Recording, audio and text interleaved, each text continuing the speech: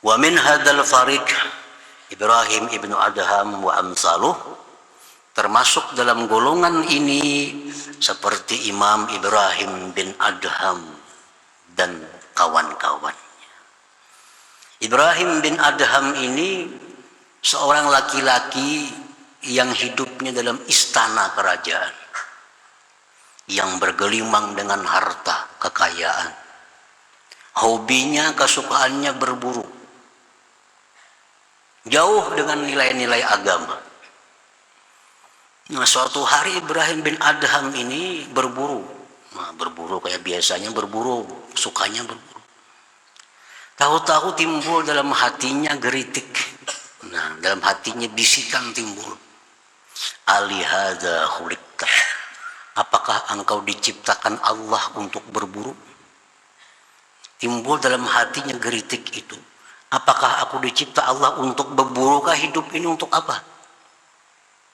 Nah, di saat itulah Ibrahim bin Adham melepas pakaiannya. Dia tinggalkan istana, dia mengembara akhirnya sampai ke kota Mekah. Di sana dia berjumpa dengan para imam dan menuntut ilmu di sana sampai beliau ma'rifat kepada Allah Subhanahu wa taala. Nah, ini orang dengan nyaman, dengan perasaan lezat tanpa melalui susah payah. Siapa lagi contohnya? Fudail bin Iyad rahimahullah. Fudail bin Iyad ini yang dikenal sebagai qati'ut tariq, seorang perampok. Nah, perampok jauh dengan nilai-nilai agama. Satu malam begitu hendak merampok, mendengar ada lantunan satu ayat Al-Quran. Alam ya'ni lilladzina amanu an takhsha'a qulubuhum li dzikrillah. Itu ayatnya. Begitu mendengar ayat itu, Ibrahim bin Fudail bin Iyad ini terketuk hatinya. Kapan aku tobat? Kapan aku kembali kepada Allah? Nah, pada malam itu juga Fudail bin Iyad mengembara sampai ke kota Mekah menuntut ilmu di sana, akhirnya menjadi seorang waliullah yang ma'rifat dengan Allah Subhanahu wa taala tanpa ada yang mengajak, kada ada yang memaksa, kada ada yang membawai, dengan keringanan hatinya sendiri dilontarkan oleh Allah Subhanahu wa taala. Zunnun al-Misri, salah seorang aulia Allah yang terkenal di Mesir.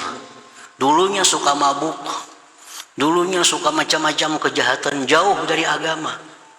Nah, begitu beliau satu saat mendengar Imam Hasan Basri sedang ceramah di suatu masjid, terketuk hatinya. Akhirnya langsung tobat kepada Allah dan menuntut ilmu, beribadah dengan nikmat, dengan lezat sampai kepada ma'rifat Allah Subhanahu wa taala. Nah, ini golongan pertama yang mencapai makrifat dengan inting, dengan mudah, tanpa ada paksaan, tanpa ada himbauan, tanpa ada yang mengajaknya.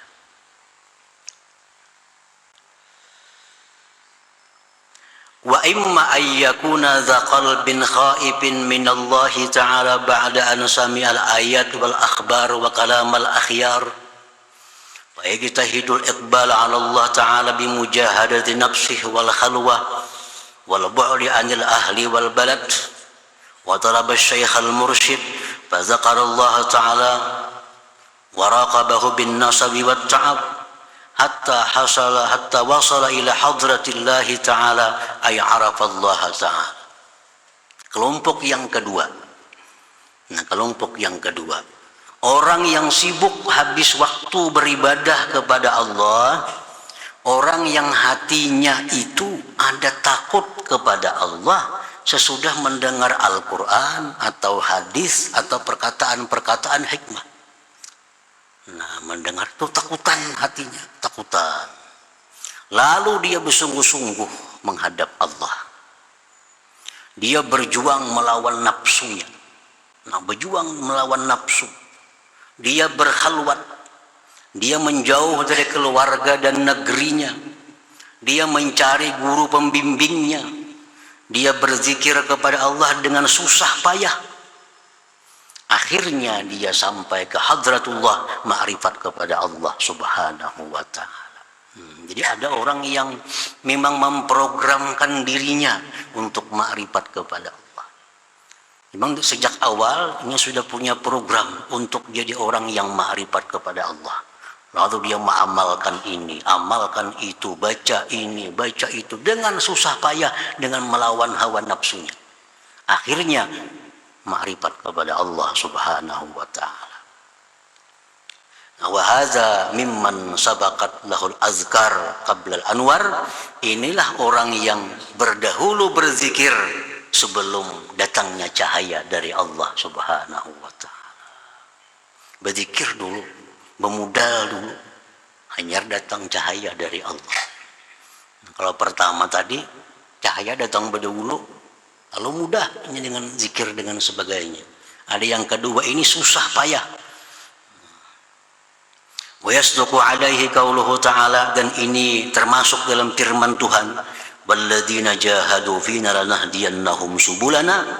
Allah berfirman, orang yang sungguh-sungguh berjuang, berjalan di jalan kami, kami akan berikan dia petunjuk ke jalan kami. Nah, orang yang sungguh-sungguh hendak ma'rifatullah, sungguh-sungguh hendak mengenal Allah, Allah bersumpah, lanahdiyannahum subulana, pasti mereka akan kami beri petunjuk untuk ma'rifat kepada Allah subhanahu wa ta'ala. Tapi jahadu, berjuang. Nah, berjuang, berkhalwat, meninggalkan kampung, berzikir sekian, dipaksanya nafsunya. Akhirnya diberi Allah jiwa ma'rifat itu. Nah, wa min hadzal fariq, dari golongan ini al-Imam Sahal bin Abdullah At-Tustari wa amsaluh, seperti Imam Sahal bin Abdullah At-Tustari. Ini contoh seorang waliullah, seorang yang ma'rifat kepada Allah mulai awal, tahapan pertama, tahapan kedua, sampai seterusnya mendapat ma'rifat. Satu demi satu dilaluinya, rintangan dan sebagainya. Para muhibbin rahimakumullah, Imam Sahal ini belum lagi umur 7 tahun, sudah qiyamul lail tiap malam. Belum umur 7 tahun, sudah bangun jam 2. Karena Sidin sudah punya tujuan hendak makrifat kepada Allah. Nah, ini kan orang mulai awal, mulai nol. Amalan Sidin apa? Allahu ma'i, Allahu nazirun ilayya, Allahu syahidun alayya. Itu yang dibaca Sidin dalam hati. Allahu ma'i, Allah bersamaku, Allahu nazirun ilayya, Allah memandang kepadaku, Allahu syahidun alayya, Allah selalu menyaksikan aku. Itu kada terlepas di hati Sidin.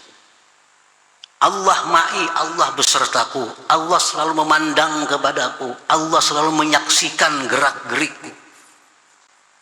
Nah, dengan modal itulah beliau menjauhkan diri dari segala macam maksiat yang tidak disukai oleh Allah, karena merasa Allah bersama, Allah selalu memandang, Allah selalu menyaksikan.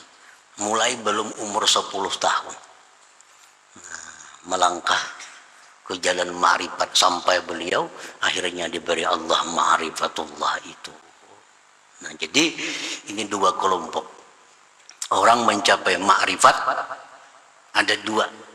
Satu, orang yang lebih menunjul karunia Allah, yang pertama tadi. Nah, yang kedua lebih menunjul usahanya, usahanya untuk mendapatkan karunia Allah itu. Para muhibbin rahimakumullah,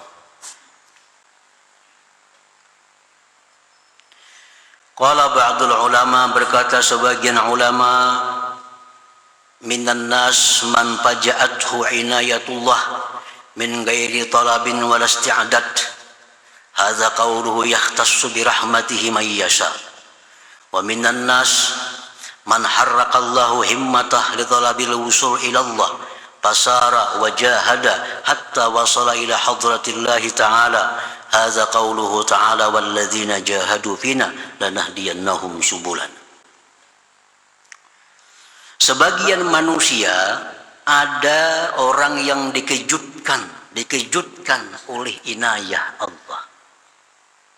Nya kada dia berpikir bang hendak jadi orang ma'rifat. Kada dia terpikir, kada dia terprogram dalam dirinya hendak jadi orang ma'rifat tuh kada ada. Tetapi orang ini dikejutkan oleh Allah untuk jadi orang ma'rifat. Lalu dia jalani dengan inting dan mudah. Iya, ini firman Tuhan tadi, yahtassu bi rahmatihi may yasha. Allah berikan itu kepada orang-orang yang Allah kehendaki. Ada pula manusia yang Allah gerakkan keinginannya untuk ma'rifatullah. Allah gerakkan keinginannya. Maka dia berjalan, dia berjuang habis-habisan sampai dia ma'rifat kepada Allah. Inilah firman Allah, alladzina jahadu fina lanahdiyannahum subulana. Orang yang bujur-bujur benar-benar berjuang akan kami beri petunjuk dia ke jalan kami. Nah, para muhibbin rahimakumullah. Asyaqiyyu minan nas man la lahu anwar wala azkar wala lahu azkar wala anwar. Kelompok pertama, kelompok orang yang beruntung. Kelompok yang kedua, kelompok orang yang beruntung juga. Kenapa? Karena sama-sama pada dapat ma'rifat. Sama-sama dapat ma'rifat. Yang pertama dapat, yang kedua dapat. Ini beruntung kedua-duanya. Yang celaka dari manusia itu, orang yang tidak ada anwar, tidak ada azkar. Tidak ada azkar, tidak ada anwar. Nah, ini manusia yang rugi. Berzikir kada, artinya sibuk dalam ibadah kada, cahaya kada dapat. Golongan pertama kada masuk, golongan kedua kada masuk. Ini yang rugi. Nah, orang yang hidupnya tidak ada tujuan, tidak ada maksud untuk mengenal Allah. Nah, ini orang yang asyaqiyyu, orang yang celaka. Dia hanya ingin dapat nikmat Allah. Dia hanya ingin dapat sihat. Dia hanya ingin dapat nikmat, dapat kebahagiaan, tapi kada hendak tahu siapa yang memberi nikmat itu. Nah, kada hendak tahu siapa yang memberi kebahagiaan itu. Hendak dapat nikmatnya aja. Hendak dapat pemberiannya, kada perlu tahu orangnya siapa-siapa. Nah, ini asyaqiyyu, ini orang yang celaka. Jadi kalau kita berada di golongan yang ketiga ini, nah, kita disuruh untuk masuk dalam salah satu di antara dua golongan yang di atas tadi. Jangan mau berdiam di golongan sini. Sebab akan menemui kesulitan-kesulitan di akhirat nantinya. Menemui kepayahan-kepayahan di akhirat bagi orang-orang yang di alam dunia ini belum tahu, belum kenal dengan Allah Subhanahu wa ta'ala. Nah, para muhibbin rahimakumullah. Jadi kita programkan diri kita bahwa sebelum kita mati, kita mesti ma'rifat kepada Allah. Tanamkan niat dalam hati. Kuatkan cita-cita itu. Bahwa sebelum aku mati, aku harus ma'rifat kepada Allah. Jangan jadi orang gelandangan. Orang yang masuk golongan pertama kada, golongan kedua kada. Nah, bagaimana caranya untuk mendapatkan anugerah masuk di golongan pertama atau di golongan yang kedua? Rasulullah SAW bersabda, inna li rabbikum bi ayyami dahrikum nafahat fata'arradu laha la'allahu ayyusibakum nafhatun minha fala tashqawna ba'daha abada. Ujar Nabi kita, setiap hari itu Allah sebenarnya ada meniupkan hembusan-hembusan rahmat kepada hambanya. Setiap hari Allah meniupkan hidayah, meniupkan petunjuk, meniupkan makrifat kepada hamba. Setiap hari ada. Fata'arradu laha, maka lintangkan diri kamu agar dapat itu. Bahasa kitanya tanai. Nah, tanai. Ditanai. Karena setiap hari Allah menghembuskan makrifat itu kepada manusia ini. Tiap hari ada terus makrifat itu dihamburkan Allah kepada manusia. Siapa yang menanai bisa dapat. Nang kada menanai, Allahu a'lam. Ujar Nabi, fata'arradu laha, lintangkan diri kamu, tanai supaya dapat itu hembusan-hembusan yang ditiupkan Allah berupa ma'rifat itu. Barangkali bahwa dapat akan kalian satu hembusan daripadanya, maka engkau tidak akan celaka sesudah itu selama-lamanya, ujar Nabi. Satu pun engkau dapat, ujar Nabi, daripada hembusan itu, la tashqawna ba'daha abada, engkau tidak akan celaka selama-lamanya. Sebuting aja dapat kita. Dan setiap hari itu dihambur oleh Allah Ta'ala. Dihambur. Nah, tinggal kita mau kada menanai itu, mau kada mengintai, mau kada melintangkan diri untuk itu. Nah, para muhibbin rahimakumullah, bagaimana caranya menanai itu? Bagaimana caranya kita menanai itu supaya dapat? Nah, yang pertama, talabul amakinis syarifah, mencari tempat-tempat yang mulia seperti Makkah, Madinah, Baitul Maqdis,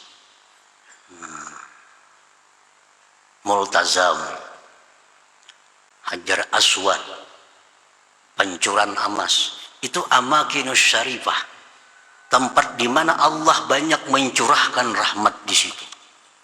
Datangi ke situ, rancaki ke sana, berdoa di sana. Barangkali kita dapat satu, sudah selamat, kada akan celaka selama-lamanya. Nah, satu itu datangi tempat-tempat yang mulia. Ini salah satu cara untuk mendapatkan makrifat kepada Allah itu. Apalagi selain pada itu, hudur majlis zikrin wa ilmin, hadir di majlis zikir, hadir di majlis ilmu. Hadir di majlis zikir, hadir di majlis ilmu. Ini tempatnya Allah mencurahkan rahmat. Di sini kita berzikir, di sini kita bersalawat, di sini kita mendengari kalam Allah. Tempat curahan rahmat itu ada di sini. Ada di sini. Kalau kita istiqamah, selalu hadir di majlis zikir, majlis ilmu, selalu hadir istiqamah, satu saat kita akan dapat nafhatun daripada nafahat. Akan dapat itu. Hadir di majlis ilmu, hadir di majlis zikir. Contoh kayak siapa tadi? Zunnun al-Misri. Itu kada hadir itu sudah di majlis Hasan Basri, cuma sekadar liwat mendengar.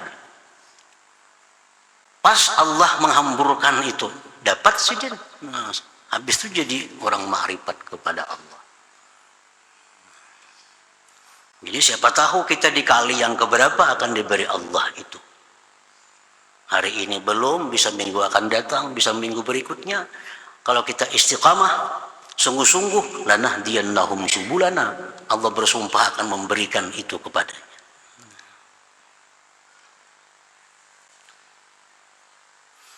Yang ketiga, ziaratul awliya was salihin fi hayatihim wa mamatihim.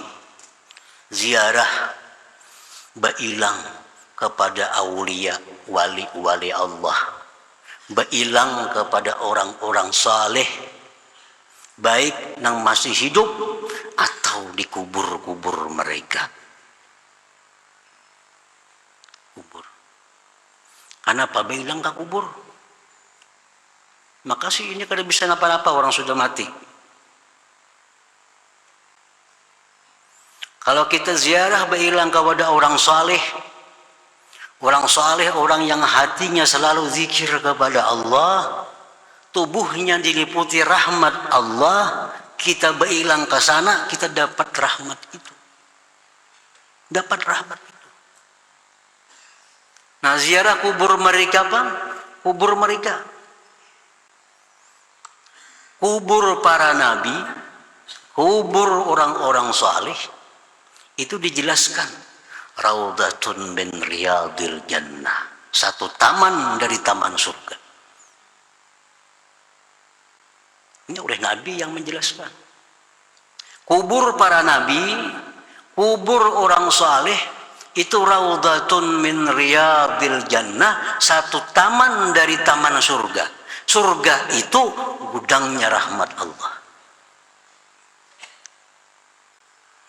Walaupun kita duduk di sana kata bacaan apa-apa, duduk jadi kubur, di hadapan kubur orang saleh, duduk sana. Asa pikiran kita positif, kita akan dapat rahmat Allah Subhanahu wa taala. Karena yang kita hadapi ini adalah satu taman dari tamannya surga. Nah, lain hal kuburnya orang kafir, kuburnya orang-orang ahli maksiat, itu disebut apa? Hufratun min hufarin niran, satu jurang daripada jurangnya api neraka. Jangan duduk di situ.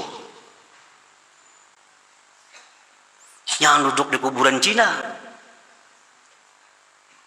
Karena apa? Karena itu ujar Nabi, hufratun min hufarin niran, satu jurang daripada jurangnya api neraka.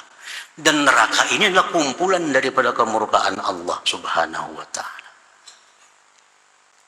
Terlepas yang dikubur itu bisa memberi syafaat, terlepas yang dikubur itu bisa apa? Kada usah itu. Kita duduk di kubur, di hadapan kubur Nabi, di hadapan kubur orang saleh, itu sudah duduk di taman surga. Raudatun min riyadil jannah. Makanya rajin doa-doa haul, doa-doa arwah. Allahumma ij'al qabrahu raudatan min riyadil jannah.